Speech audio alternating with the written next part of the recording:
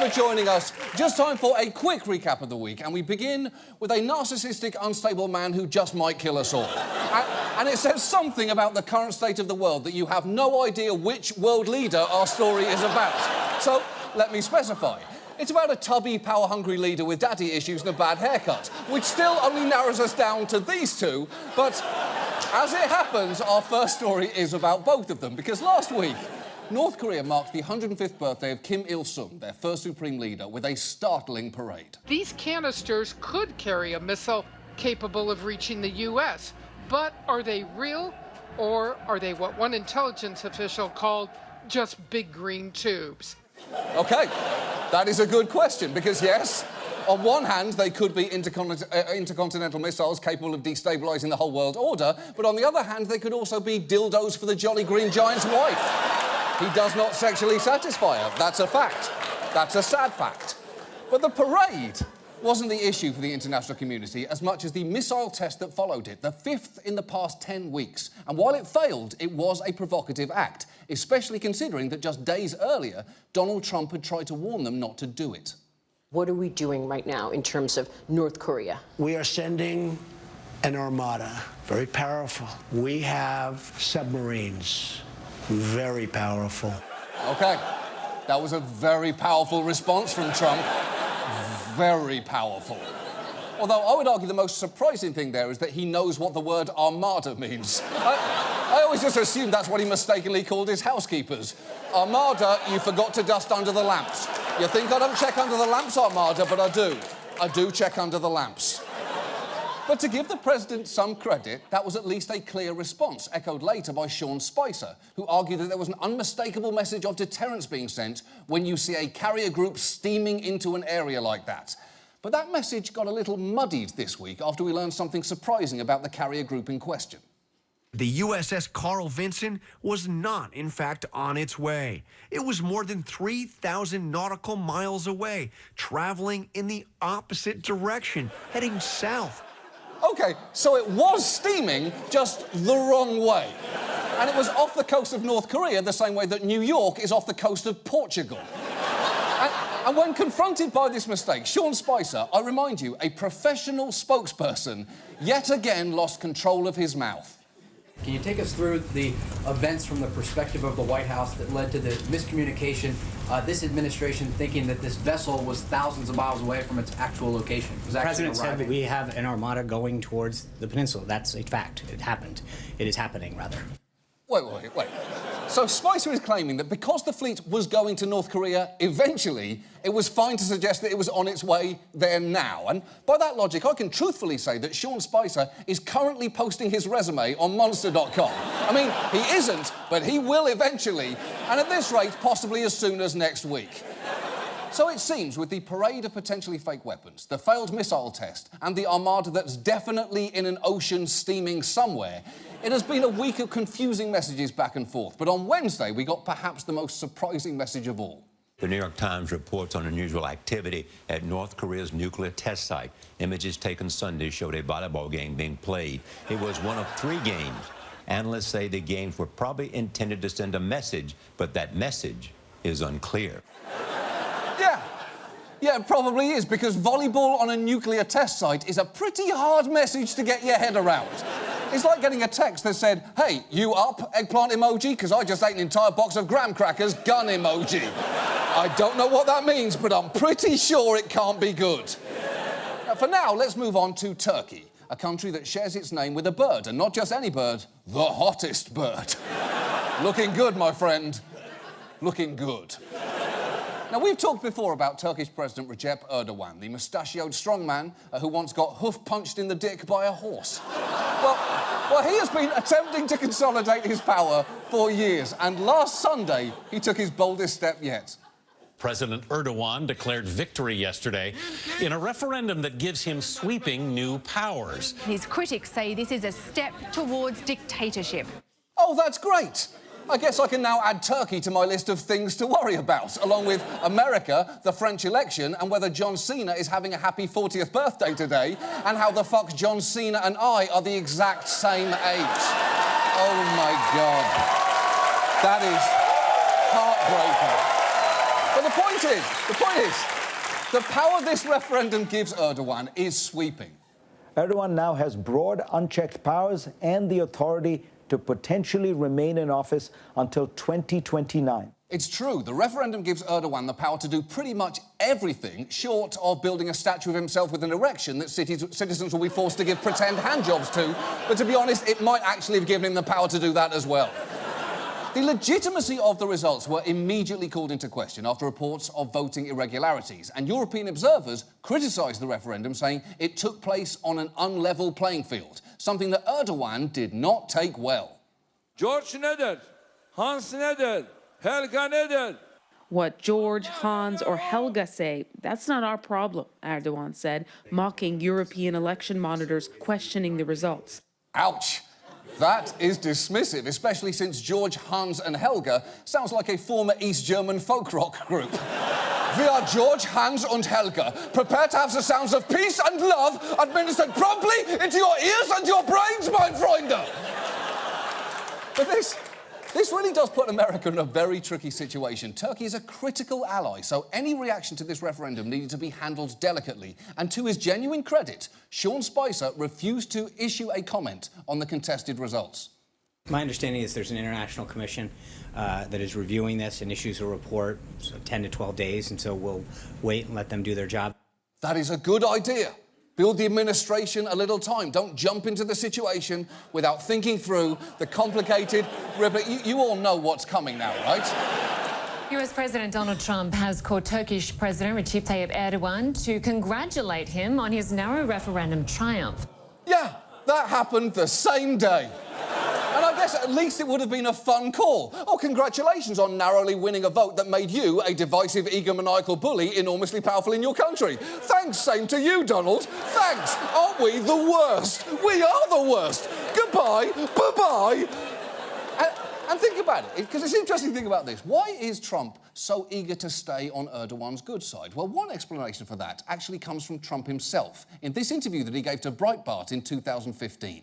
Well, I have a little conflict of interest because I have a major building in Istanbul, and it's a tremendously successful job. It's called Trump Towers, 2 towers instead of 1. Not the usual 1, it's 2. Of course to everything you just heard. Of course there's a conflict of interest. Of course it's caught on tape. Of course he pronounces it Istanbul. And of course he has a childlike surprise that towers can come in 2s. And look, between his actions regarding North Korea and Turkey this week, World War III is beginning to feel like Trump's armada. It's not here yet, but it sure as shit feels like it's on its way. And now, this. And now, cable news. It is a violation of the Emoluments Clause of the Constitution. You see the remedy fallacy for of this impeachment. I'm not saying that you're wrong. Somebody tell me where that's wrong. What I'm saying is that Democrats, we're going to hear Democrats talk about this. We need to forget about that. That has hurt so many investors over the last 5 years who believe that. We just played it at the top. We just rallies Donald Trump. This show's off the rails. Bob, you know your show is off the rails. That's not true. Where does the bus stop right now? Furthermore, you're going to get defeats. Hold on. No. Before you've seen 10 times. Guys, we have limited time. And after the third card, there is a story about Trump's company. I gotta run. Let me say this. I got to run. You like having a parent. How old are you, Jack? Hey, Jack, how old are you, Jack? Part of the issue here is the technology discussion, though, doesn't it? Calm down a tad bit. Allow me to You're both talking over each other. You're both talking over each other, so I can't hear you. Go ahead, Senator. That's the way it works.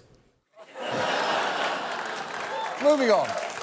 Our main story tonight concerns the White House, the building inside which Donald Trump, and I feel this isn't mentioned enough, is regularly naked. And just think about that. He might be naked in there right now. Maybe he just sneezed. Maybe there's a Band-Aid somewhere on his person. We don't know, we just know that he's there and we all have to live with that. But while Trump himself is divisive, there are 2 White House figures who are widely admired, Jared Kushner and Ivanka Trump. They're like America's William and Kate, except in this case, both of them are attractive. And many people have praise for them. The only adults in the room, the moderates, the centrists, frankly, Democrats, are Jared and Ivanka. You know, thank God his kids are you know, there day to day. They're a positive influence on him. His best running mate, by the way, would be Ivanka. I don't know that I've met a more composed, brilliant, beautiful in every way person. Well, that is high praise from Senator Bob Corker. I've never met a more brilliant, beautiful person. I imagine that went down great with his wife and 2 daughters. Happy Father's Day, Dad. Did Ivanka send you anything? But for Liberals, the popular assumption is that Jared and Ivanka will be moderating influences. Basically, if Trump is thinking about pressing a button labelled Nuke Earth, they will, on behalf of all of us, guide his hand towards the button labelled, hey, maybe don't. And they both have official roles now. Ivanka has recently taken an unpaid position as assistant to the president. And as for Jared, well, he seems to have a hand in basically everything. He's been planning this week's visit of the Chinese president to Mar-a-Lago, and he's also tasked with brokering peace in the Middle East. The president tapping his son-in-law to reform the criminal justice system, not to mention he's running the new Office of American Innovation, where he's responsible for reforming veteran care, tackling the opioid epidemic, and overseeing the not-so-small feat of revamping the entire federal government. Holy shit! It is not unusual for powerful men to give their son-in-laws do-nothing jobs. But leave it to Donald Trump, who can't even get nepotism right, to give his a do-everything job. So given the power that they seem to hold, tonight, let's take a look at Jared and Ivanka, and let's set aside the questions surrounding potential conflicts of interest between their business ties and their positions in the administration. And instead, let's focus on answering just 2 basic questions. Is Ivanka really the moderating influence that people claim? And what in Jared's background justifies such a gigantic White House portfolio? And let's start with Ivanka, Trump's only daughter, except for, and yet somehow including, Tiffany. Now, Ivanka is reassuringly familiar because she's been part of the Trump brand since she was a child. She even co-hosted Trump's Miss Teen USA pageant at age 15, featuring this noticeably odd moment. Let's go back to Ivanka. Thanks, Eddie. I can guarantee my brothers were loving that. Are any of you up there single? Oh, God. Why did they have her say that? Yes, Eddie, my blood relatives are rock hard right now. You heard me, the men with whom I share parents probably have erect penises at this very moment.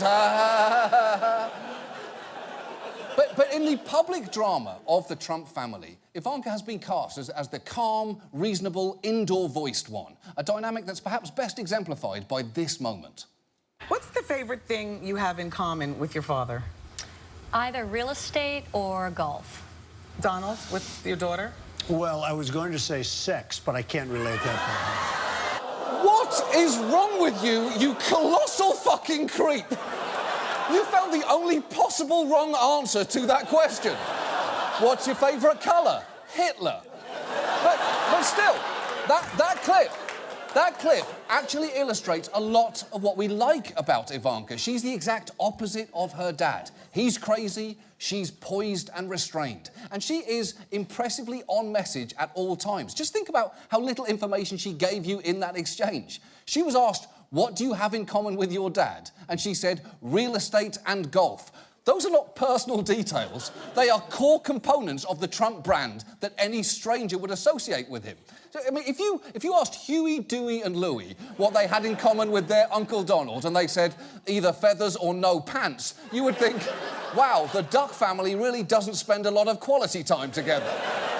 And that ability to apparently say nothing and yet consistently support her dad can actually apply to her political views as well. Because the assumption that many of us have that she disagrees with him isn't actually based on much. Just watch her response to being questioned about what they specifically disagree on.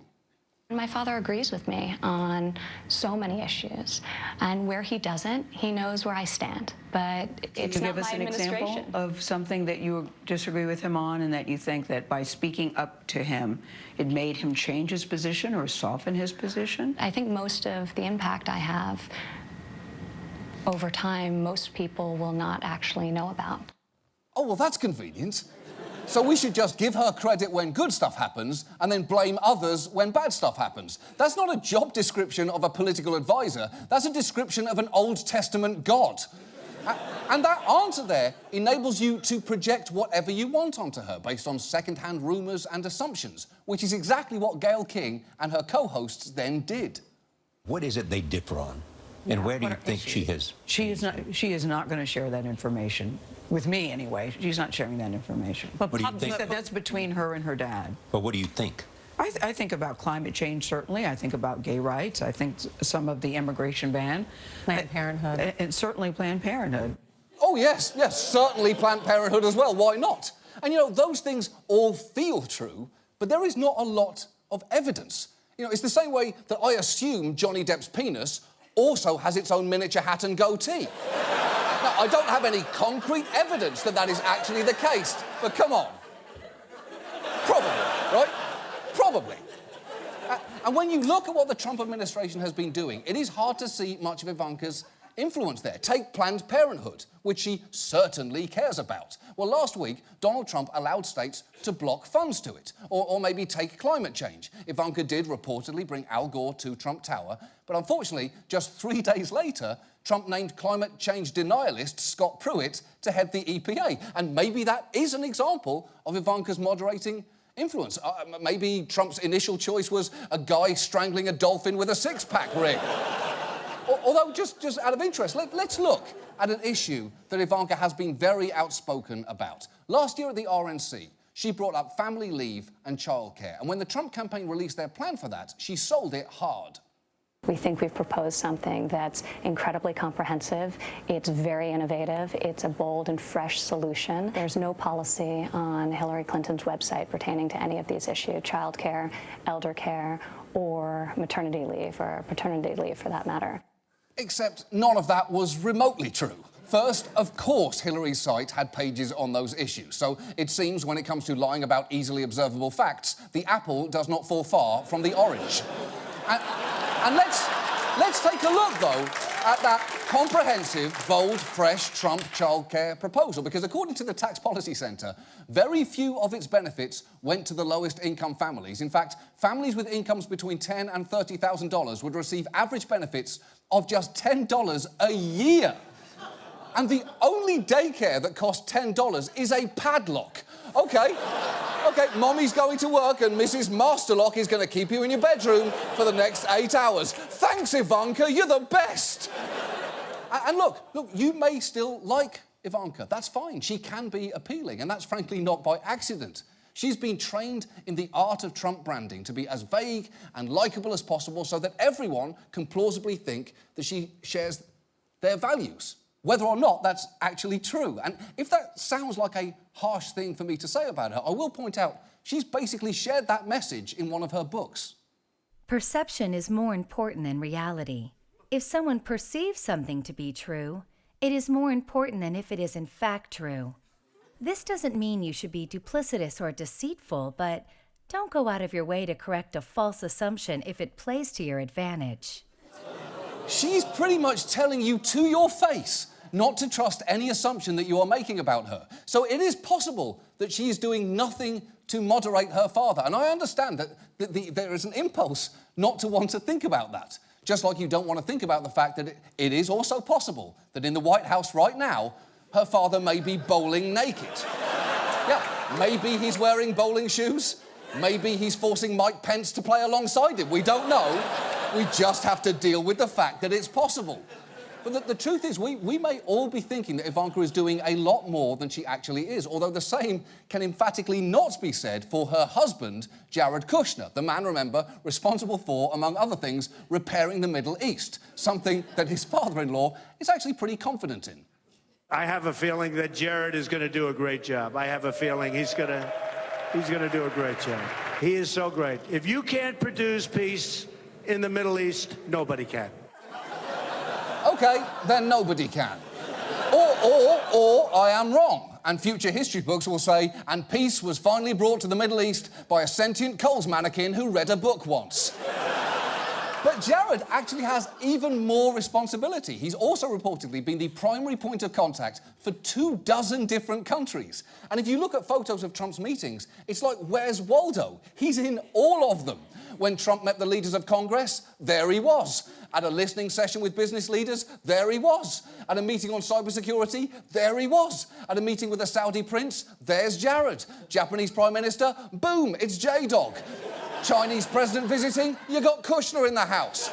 Discussing the airstrikes on Syria, where's the Kush? Where's the Kush? There he is! There's the Kush! Basically, Jared is either being invited to every important meeting or he died in the White House in the late 1800s and he has been haunting it ever since. Jared's portfolio would be unmanageable for the smartest man on Earth. So, is Jared Kushner the smartest man on Earth? We already know that he's the coolest.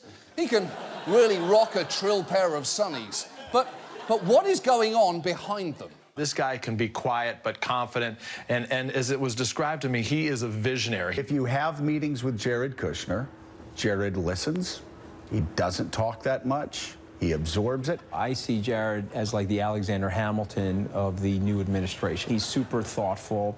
He's a 3 times listener, 0.5% talker. Stop.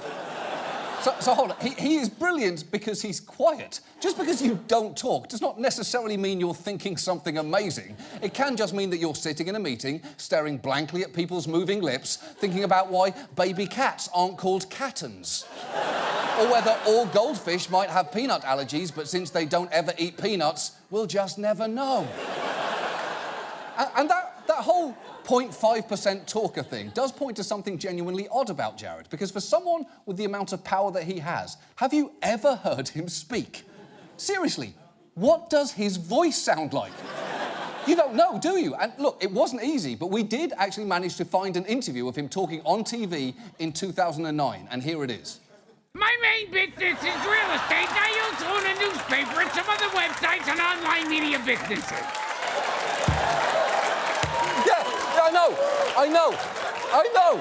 I know what you're thinking. You're thinking, hold on, you just took that clip and you dubbed in Gilbert Gottfried, but you don't know that for sure.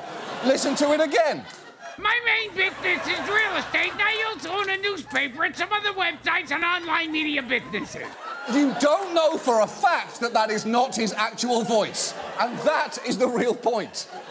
So in the absence of Jared's spoken thoughts, we've instead had to rely on second-hand evidence of his brilliance, and the first thing many people cite is his education. Jared is a great young man, went to Harvard, very smart. He went to Harvard. Jared is he's a #1 at Harvard guy. He's incredibly smart. Yes, but that's not really evidence of anything. The Unabomber went to Harvard. Ted Cruz went to Harvard. And yes, plenty of smart people went there too. They'll tell you about it. But it is worth noting that officials at Jared's high school were reportedly dismayed he got in because, as one put it, his GPA did not warrant it, his SAT scores did not warrant it. So who knows how he pulled that off? I'm sure it's absolutely nothing to do with the fact that his father pledged $2.5 million to the school shortly before he was admitted, and I'm certainly not saying that that is a textbook case of paying for admission. I'll leave that to the textbook, The Price of Admission, in which that story actually appears. But the point is, however Jared got in, after graduating, he took over his father's real estate business after his dad, Charlie, was sent to prison. And I don't have time to get into why. Let me just say, it involves blackmailing his brother-in-law, a sex worker, and a hidden camera in an alarm clock in a shitbox motel on Route 22 called the Red Bull. The Red Bull Inn. The whole story, I promise, is amazing. Trust me, it is worth a Google. You're going to need the safe search off. But how has Jared run the family business? Well, he made a big splash when he bought 666 Fifth Avenue for a record $1.8 billion in 2007. But that deal has not been a raging success. The entire deal was a miscalculation. They'd absolutely paid too much at the time. He bought at the very top of the market. So then the market turned. 10 years later, the building is struggling to cover its debt payments. OK, so Kushner's purchase did make a splash, but it turned out to be more the kind of splash your phone makes when it falls into the toilet. Now, that building is obviously not Jared's whole record in business. He also owned the New York Observer, which even the paper's staff found a little odd, given that several people described him as an unenthusiastic reader with little use for newspapers, let alone books. He also recently spearheaded a Brooklyn development called Dumbo Heights, and one of his partners praised his involvement there, saying he's very uncluttered in his mind. I think that simplicity allows him to filter some things out, which could be a compliment or a savage insult. And to give you a flavour of what Jared's vision for Dumbo Heights is, I'd like you to watch a video that he showed to a real estate conference, which is the most infuriating combination of meaningless tech nonsense and stock footage of models pretending to conduct business that you will ever see. Dumbo Heights, a dynamic space mechanically engineered for optimum performance and unrivaled connectivity. This campus is the staging ground for the next generation of innovators and creators. Change is forged on this campus in the fire of great thinkers and visionaries. A community built for collaboration. When innovation is cultivated, the world rises to meet. Dope. You know, it's hard to pick. It's hard to pick, but I think my favourite phrase in there is actually bragging that the development is mechanically engineered. Because what are the other options there? How many office buildings are naturally occurring or created with a wish on a genie's lamp? And if you are starting to get concerned that Jared's business record may not qualify him for his current jobs, I should point out one other prominent item that is on his resume, the 2016 election. A few weeks after it was over, Forbes ran a cover story titled "This Guy Got Trump Elected," which does sound impressive. And it features quotes from Jared like, "We played Moneyball, asking ourselves which states will get the best ROI for the electoral vote," which is a sentence that can only be forged in the uncluttered mind of the Wizard of Dumbo Heights. But in fairness, the article does give some examples of what specific technical expertise Jared may have brought into the operation. They used targeting. They found a way to get people on Facebook and Twitter, and they evolved into this 100-person secret data center down in San Antonio, and they had data do everything. Data determined his schedule, his rallies, even what he spoke about in the rallies. So they knew. Even what he spoke about at the rallies? Yes. Really? Data determined what Trump spoke about at his rallies. Look, I don't doubt that there were 100 people in a basement somewhere moneyballing the ROI, but I would love to see the data that recommended this. I love these boards. Look, here's a beauty. Here's a beauty. I love charts. I love charts. And I always said, you know, it's too tough putting a screen up. You got to get guys, cost too much money. I don't like to spend money. This is a cheap version of a screen, okay? It's just as good. But you need good, strong hands. So look, you ready? So there it is. Thanks, Jared. You really mechanically engineered the shit out of that one. But you know what? Trump did win the election, and I wasn't there. So who knows? Maybe Jared is single-handedly responsible for the entire victory. But that still doesn't mean he has the specific knowledge to tackle government reform, or the Middle East, or the opioids epidemic. Can somebody please reassure me that this is okay? Jared is incredibly smart, very talented, has enormous capacity. He is humble in the recognition of what he doesn't know, and is tremendously secure in his ability to seek informed viewpoints. No, not you. Not you. I know your game now, not you. And also, to that point that he will seek informed viewpoints, that will be harder since there are still hundreds of key jobs across the government that Trump has not yet named nominees for, some agencies central to Jared's duties, including the Department of Transportation, the DEA, and the VA. It is too bad that Trump can't appoint someone to nominate people on his behalf, although even then, I am pretty sure that he'd give that job to Jared fucking Kushner. And yet the truth is, for many people, the main thing qualifying Jared for his positions is not so much who he is, but who he isn't. As many questions I have about Jared and Ivanka and their qualifications, they're a lot more qualified than people like Steve Bannon. I, like everybody, would prefer to have them rather than Mr. Bannon involved in decisions. Is he James Baker? No, he's not James Baker. The answer is no. But is he Steve Bannon? No, he's not Steve Bannon. All right, that is true. Jared Kushner is not Steve Bannon, but that is a low bar. That recommendation would get you no other job. We shouldn't be excited about a top White House advisor simply because he is preferable to a man best described as every dark thought humanity has ever had, inhabiting the long-dead corpse of a Civil War-era plantation owner that even his fellow plantation owners called a bit much. There has to be a third option here, and even some people who know Jared and like him have some serious questions. I know Jared Kushner and Ivanka. They lived in my building. They're lovely young people. Does this person have any qualifications? Lovely guy. I'm sure level-headed. Yes, he's temperamentally sane versus the president. Got it. Having said that, what has this guy done in his life ever? Just listen to what he just said. Lovely young man, seems level-headed, what's he done? It does not bode well that Jared Kushner's neighbours describe him like he just got arrested for murdering 11 people. And look, in the end, this isn't even Jared's fault. It's the fault of the guy who appointed him. Because think about it this way. Imagine anyone other than Donald Trump was president. And hold that thought. It's nice, right? In fact, imagine this stock photo guy was in office, this guy, and he said, hey, everyone, I'm going to fix the Middle East and opioids and the whole of government in general, and I've found the perfect person to do it. It's this creepily silent 36-year-old heir to a real estate fortune. What does everyone think? You would justifiably be fucking upset at that. And I know that all of this may seem like an evisceration of both Jared and Ivanka, but it is really not. I don't know enough about them to eviscerate them, just as you don't know enough about them to justify putting any real hopes in them. Because it is dangerous to think of them as a moderating influence, as reassuring as that may feel. Because believe me, and it gives me no pleasure to say this, if they are the reason you are sleeping at night, you should probably still be awake. And if you need help doing that, simply remember, Donald Trump may currently be airing out his balls in the Lincoln bedroom. Sweet dreams. And now this. And finally, Bill O'Reilly, a life in television. I'm sexist, I'm a bigot, I'm a racist.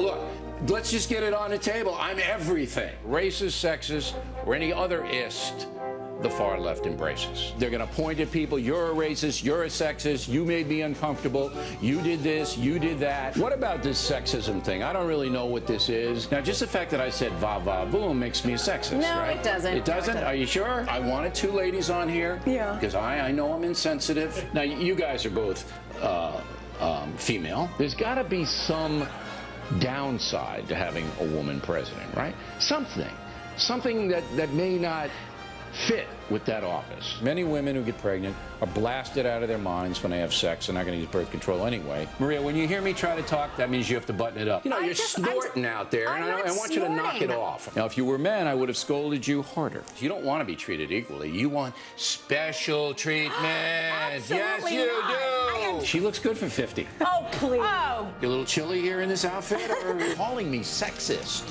Oh. You know, I'm going to lesbian cruise. Yeah. I'd see it as a challenge. All right, ladies, good debate. We're not mad at you, Kirsten. I'm sorry if I mischaracterized what you were doing, all right? But I want respect for everyone. White people don't force black people to have babies out of wedlock. I do not believe you are granted favorable treatment in this country because you are white. The white establishment is now the minority. The race hustlers blame white privilege. You can't be blaming the white people for everything. It's ridiculous. There's no white privilege. There must be Asian privilege because the Asians are at the top of the chart and the African Americans are at the bottom of the chart. And it has nothing to do with slavery. It has everything to do with you Hollywood people and you derelict parents. By nature, I'm kind of a hothead. This is justice. This has nothing to do with that poor old lady mayor. But mostly when things go wrong, you should not react, at least until you cool down. Well, do it live. Fuck it. Do it live. If you raise your voice even slightly, you're labeled a maniac. I'll write it and we'll do it live. Fucking thing sucks.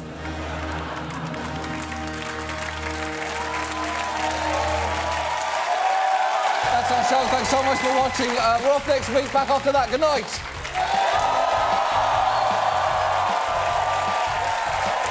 My main business is real estate.